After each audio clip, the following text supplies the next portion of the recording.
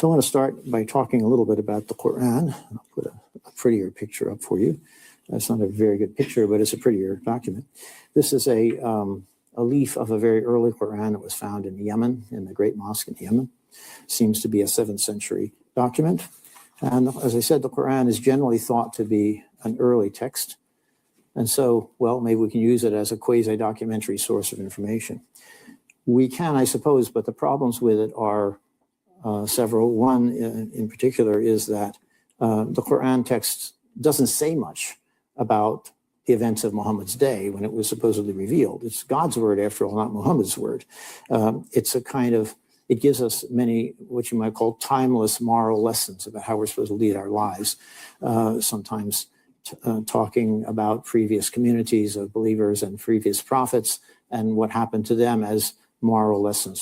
So we should wise up and know how we should behave on the basis of these lessons.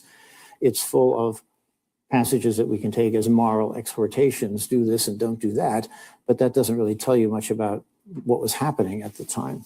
And then there are some set passages, not a few actually, that give us what we might call legal material or guidelines for conduct, how to behave, how to act in our lives. So that's one problem with the Quran. It doesn't actually give us a lot of historical nitty-gritty as we would like to have it. Secondly, the Quran text itself is, I think, very poorly understood by Western scholars. What was this text? If you don't accept it as God's revelation to the prophet, then what was it as a text? When and where did it come from? How did it coalesce into the form in which we have it now?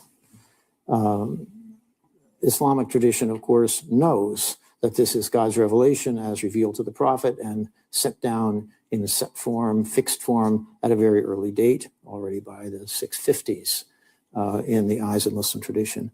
But to historians who look at this material with, I think, an open mind, we have to admit that the historical context of the Quran is anything but clear, and the amount of time it took for it to congeal into a text is not clear, although I think by 700 or so, we can certainly say that the text was pretty much set. But before that, I think there's still a lot of question about what was going on with this text, and only more research will hopefully clarify that question. There are even theories of a much later origin for the Quran. This same scholar I mentioned before, John Wansbrough, thought that the text maybe didn't coalesce until the 9th century. I think that's going much too far, and the evidence of the actual Quran manuscript suggests that it's earlier than that. He also proposed that the text didn't crystallize or coalesce in Arabia, in Medina, or anywhere else, but somewhere outside of Arabia, perhaps southern Iraq, where there were lots of Christian and Jewish communities that seem to be referred to in the Quran text. Well, as I said, I think the evidence shows that the Quran text is mostly early, although I think there are perhaps some later interpolations into it from the late 7th century. But even if the text was fixed in its written form, another problem is that the way Arabic was written in this early period, because Arabic did not have a long tradition of being written as a language at this time, the script system was exceedingly defective. There were many letters that several different sounds used the same letter form. There are no diacritical marks that are later given to be able, so you can distinguish between these different letters that are given in the same form. The vowels were not written, even the long vowels, most of them were not written. So you could look at a set of letters and read it in a whole bunch of different ways sometimes, and which brings a different meaning. So even if the writing was stable, the meaning may not have been so stable. So that these are all questions about the text of the Quran as it seems first to have been around in the 7th century. But I think we can say that the text is early enough that it gives us at least, there are certain things in it that are unmistakable, the idea of monotheism and a bunch of other religious ideas. And I think that we can say that at least it's sufficient to give us a good idea of what the guiding principles, religious principles and moral principles of this new community were. They're the ones I suggested to you at the beginning: monotheism, worry about the last judgment, living righteously, and so on. But when we look at the text of the Quran, we can notice immediately certain things that do not line up with the traditional Muslim view. One is that we notice that the words Islam and Muslim are seldom used in the Quran text, actually. The word Islam occurs only 8 times. The word Muslim occurs about 60 times, and they mean something different than what they came to mean later on, after 700 or so. Muslim in the Quran means someone who submits himself to God's will. The verb aslama means you submit yourself to God's will. That is, you recognize that there's only one God and that he is sovereign over all of us, and we have to, you devote yourself to God in some way. Muslim then means that you're submitted to God, but it doesn't mean you're a follower of a particular religion with the name of Islam. And similarly, the word Islam means the act of submitting to God's will. It isn't a name for a religion yet, it doesn't seem to me. And the way it's used in various sentences makes that quite clear. We can see an example of this in the Quran, Surah 3, or chapter 3, verse 67, where it says, Abraham was neither a Jew nor a Christian, but rather he was, what it says, Hanifan Musliman, which means something like a monotheist who submitted himself to God's will. So Abraham was, in that sense, a Muslim. He wasn't in the later sense with a capital M, a Muslim, obviously. So Muslim is seldom used in the Quran. Islam even less frequently. Instead, we see that the main term of address in the Quran, the people to whom it's being addressed, and the main term of identity for these people was a related word, which means believers. That was mu'min is believer, mu'minun is believers, which is used about 1,000 times in the Quran. It's overwhelmingly more frequent. So this is why I prefer in the 7th century really not to talk about Muslims and Islam, but to talk about the believers movement, because that seems to be what these people, how they thought of themselves and what they called themselves. And it's also very interesting when we look into the Quran text that there are some passages in the Quran that make it clear that Christians and Jews, who after all are monotheists, or think of themselves as monotheists, those who are adequately pious were considered among the believers. So we have this creation of this new community that could have included some Christians and Jews. Quran 2:62, for example, goes, those who believe, and Jews and Christians and Sabians, those who believe in God and the last day and who act righteously, shall receive their reward with their Lord, and they shall neither fear nor feel distress. So they're being promised felicity in the afterlife because they are believers in the one God and in the last day and so on, and are living righteously. That's also very important. So in short, this early community that Muhammad founded seems not to have been limited to what we today call Muslims. It was apparently a kind of maybe a monotheistic revival movement focused on the ideas of God's oneness, the need for piety among his followers, and fear of the Last Judgment, which again, the Prophet may have expected to happen at any time. There are a few passages that suggest the imminence of it. Now, the notion that some Jews and Christians may have been part of the believers movement, we see implied in the Quran, obviously opens many new possibilities for interpretation. For one thing, it forces us to question the appropriateness of the very notion of conversion for the first several generations of this movement, that is in the 7th century, since conversion implies movement from one clearly defined set of religious doctrines to another, or from one clearly defined religious community to another.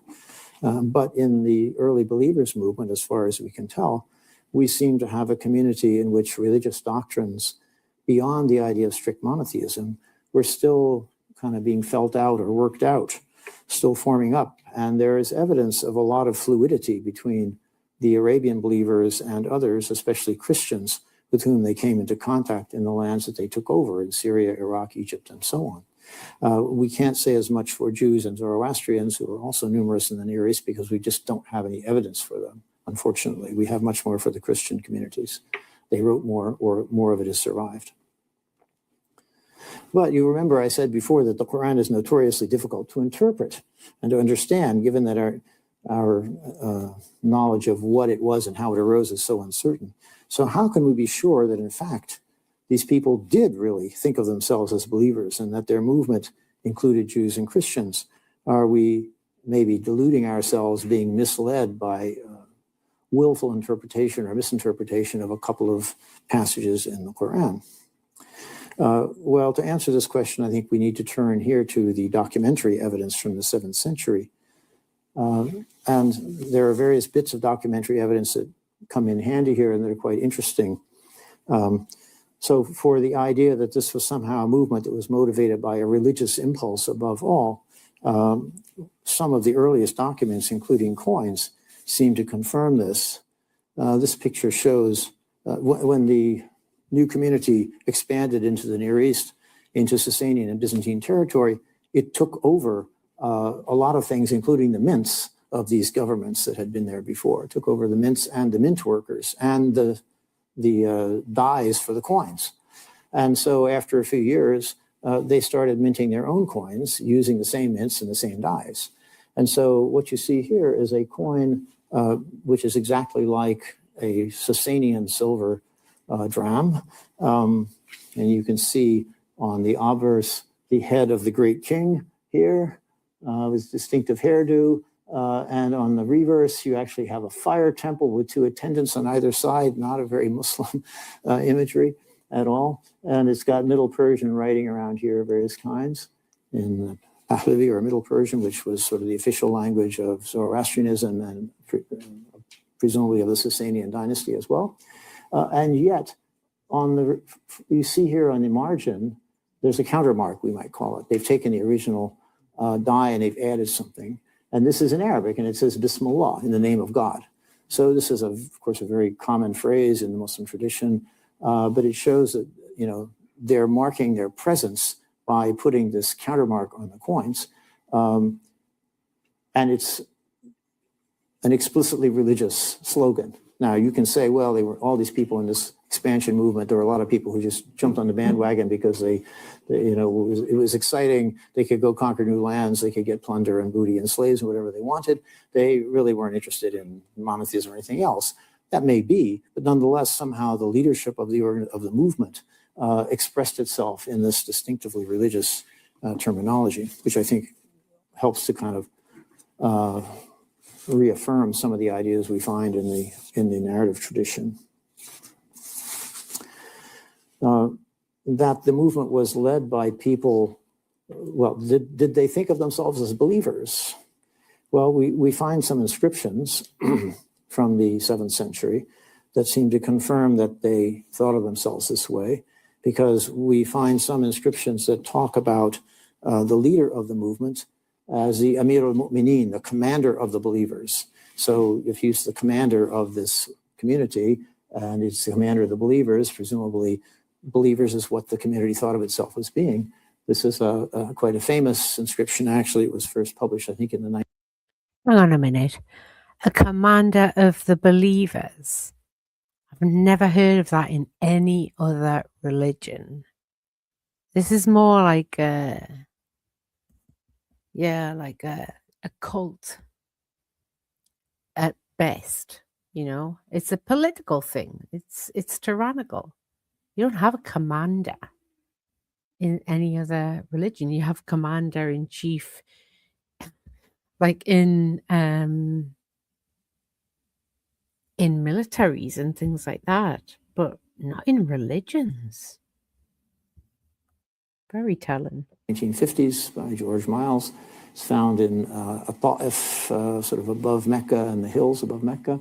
And it's an inscription commemorating the construction of a dam by the Amir al-Mu'mineen, or commander of the believers, Muawiyah, who ruled from 640 to 660, I think. And, oops, I think I just did the wrong thing. Oh, good, it came back. Somewhere you can see in here, Muawiyah, Amir al-Mu'mineen, commander of the believers. And then it goes on and talks more about the construction of the dam and who built it and so on. So that seems to kind of confirm the character of the movement as a believers movement, that they thought of themselves as believers in the 7th century. Or we also find some papyri from the 7th century. Here's a scrap. You're going to see it several times today from the collections in Vienna. And one of the things we find on some of these papyri is when they give a date. You know, the dating system of Muslims today, if you see a date, it's the date of the Hijra. It goes back to the Hijra, the Prophet's migration from Mecca to Medina. But we don't find the word Hijra in these inscriptions or in early datings. Not until about 300 of the Muslim era do we find it. Now, what we find, though, in the 7th century are some documents that are dated in something called Qada al-Mu'mineen, the jurisdiction of the believers, which again emphasizes the idea that they're believers. And if you're an Arabist, you can see down here in the lower line here, the qaf is missing, but here's Da al-Mu'mineen. This is ila something, right? So we find a number of these documents with this dating form in the Qada al-Mu'mineen, referring to the jurisdiction of the believers, which means, well, their government was seen as the rule of the believers.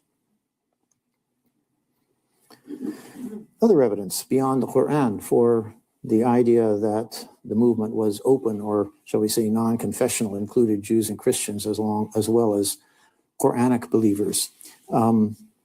There's a document, or what can we call it, the transcript of a document, which is found in the later narrative sources, but which every scholar who looks at this says this must be an actual transcript of something very, very old. It's usually called the Constitution of Medina, or the Ummah document, or the Sahifa, various names. But one of the things it mentions is it lists a number of Jewish clans in Medina, Yathrib, who are part of this pact making up this, how this community is to be constructed. And it includes Jewish clans as part of the Ummah, as part of the community. It explicitly says that. So this seems quite clear that there were Jews who were considered in some way as part of this community. And from many 7th century literary texts in Syriac, so these are the Christian texts that are earlier than the Muslim literary sources, and they tell us sometimes about the beginnings of Islam. We know that many Christians served in the Umayyad court. They served in the Umayyad army. They served in the bureaucracy, sometimes even as what we would call the prime minister. John of Damascus is a famous one, served the Umayyad caliphs or emirs al-Mu'mineen in Damascus.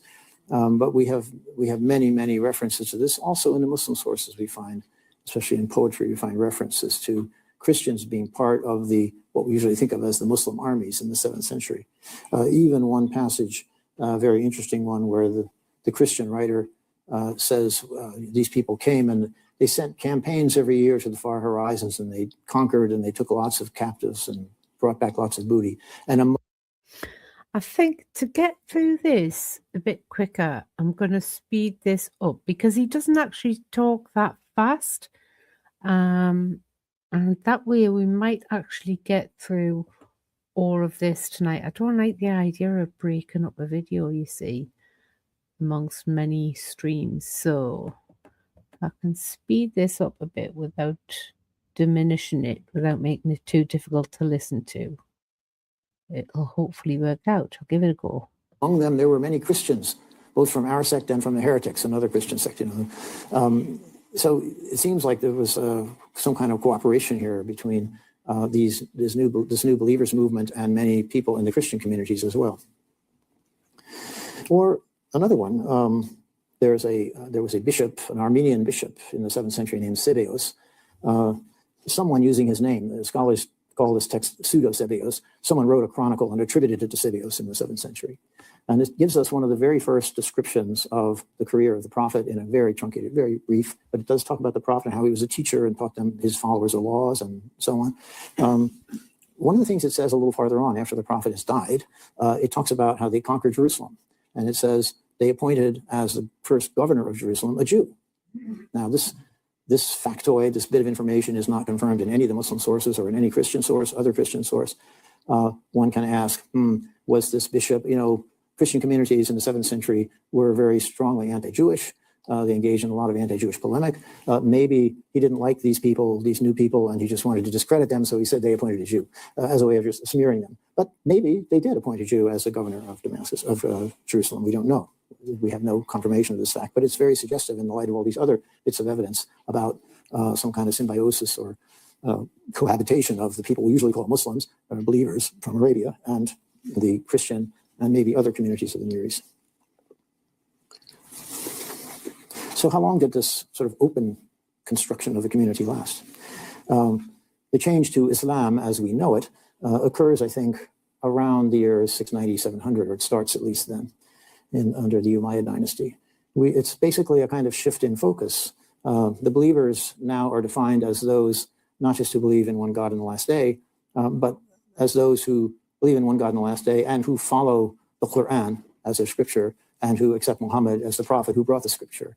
And actually, to this day, that's still the simplest way to define a Muslim. As you know, Muslims fight each other all the time, as most people in most religions do, Shi'is against Sunnis and so on. But one thing they all accept, the two things they all accept is that the Quran is their scripture and Muhammad is their prophet. About everything else they may differ, but on that they agree. And that seems to have been the focus of this new construction of what the community of believers was. And in addition to this new construction with this new emphasis on the prophet and the Quran, they also engaged in a kind of rebranding or renaming of things. They started to fish out of the Quran various words and to change the meaning from what it had been in the Quran somewhat into something else and to use it in this new way. So they found this word Islam, submission to God's will, and they made it into Islam, into the name of a reified religion. And there are many other examples of this. So what they're basically doing is, you might say, Islamicizing Islam or Quranicizing Islam. They're connecting it to the Quran. They took a number of institutions and practices that had developed in the 7th century, found words in the Quran that could be applied to them, and then applied those words to them, and that became the new terminology. The easiest example to follow is the name of the head of state, the Amir al-Mu'mineen. That's a nice term. Everybody knows what it means. It's obvious, and it's grammatically and in every other way, but it's not found in the Quran. And so they found a word in the Quran, Khalifa, which means it's applied to a couple of prophets who were sent to sort of supervise their communities with God's guidance, and that was applied to the ruler of the community. So now we call them caliphs. This comes from the Arabic Khalifa. So instead of Amir al-Mu'mineen, they start calling the ruler the Khalifa, using a Quranic term instead of a term that didn't have the Quranic pedigree, you might say. So as I say, this is part of a broader relabeling or rebranding process that's going on, it seems, starting in the 8th century and afterwards. So what am I doing in Berlin? I'm going to study papyri. And we'll let Terry hand around these 4,000-minute-old sheets of papyrus for you, so you can have some papyrus. Yeah.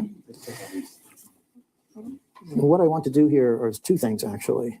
Some years ago, I found a bunch of, let me talk about this picture first. I forgot to go into it. So this is a photograph of the inside of the Dome of the Rock. I'm sure you all know the building. It's the Golden Dome building in Jerusalem that was built by the Amir al-Mu'mineen, or Caliph Abdul Malik, around 692, just as this change is beginning to happen.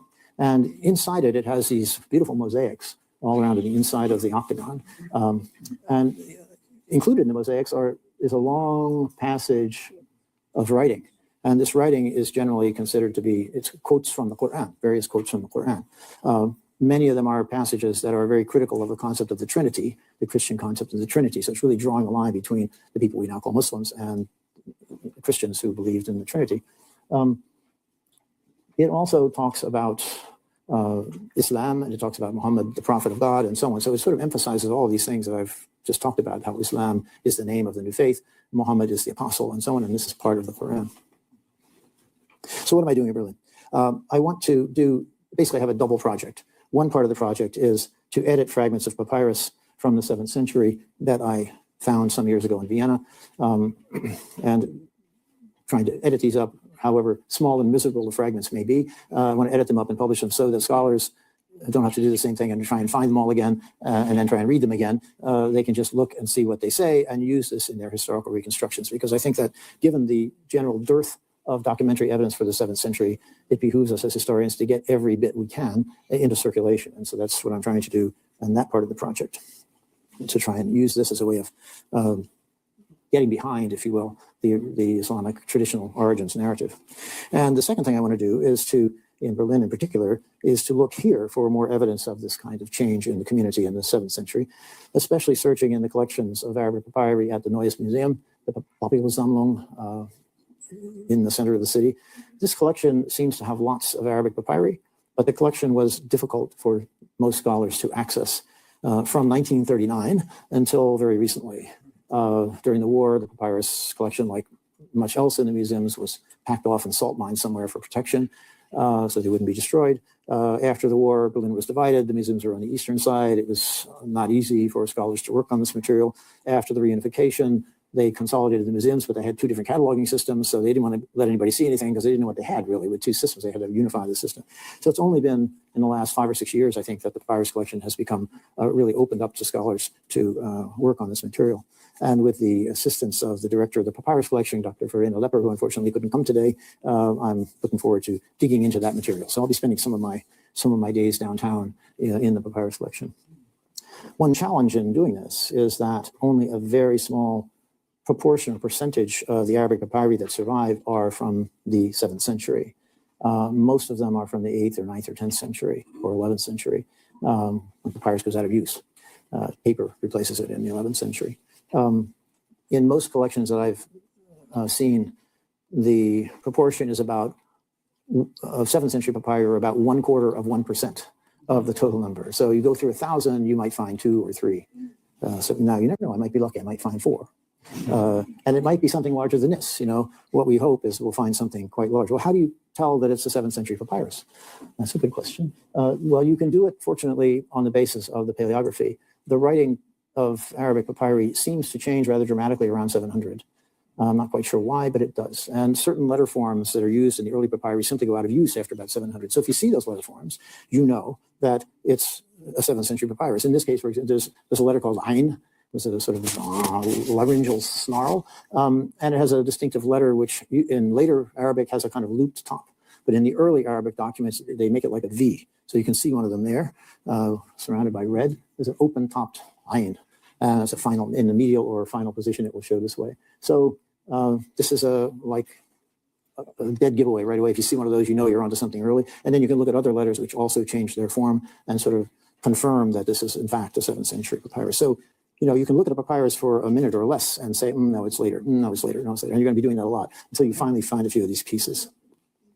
So, of course, I'm hoping to find lots of them. I'm not sure I'll find many. And, of course, the challenge once you find them is you have to read them to figure out what they say. And this is also not so easy because often the writing is torn. I mean, this one is pretty clear. What's available is clear. But, what was over here or on the lines above or, we don't know. But you get what you get and you try and work with it. One hopes one would find more complete documents. And I think as my last slide, I'll show you a more complete document that I found. Guess what, in all places? Chicago. It was in the small collection we have in Chicago of Arabic papyri. And I apologize, it's a very dark picture. As you can see, it's not without its problems to read, because after the initial stuff, which tells you who it's from and a lot of polite phrases of I hope you're well, and we worship God, blah, blah, blah. And then it says, now then, it's about to get into business, and then you get this big hole, right, where it's telling you what it's about. But then it goes on for like another 20 lines down here, and it's quite informative. It tells about the distribution of a relatively small amount of money amongst a bunch of people who seem to have been associates.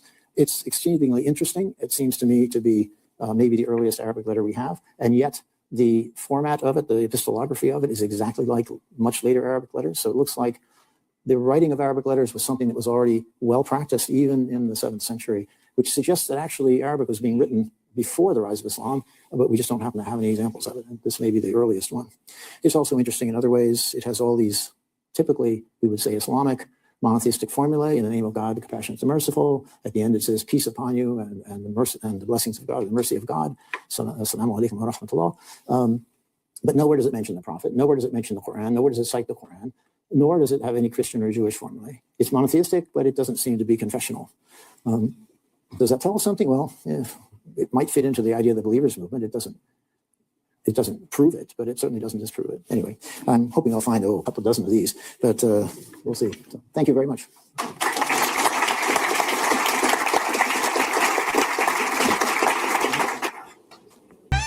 Smooth moderator.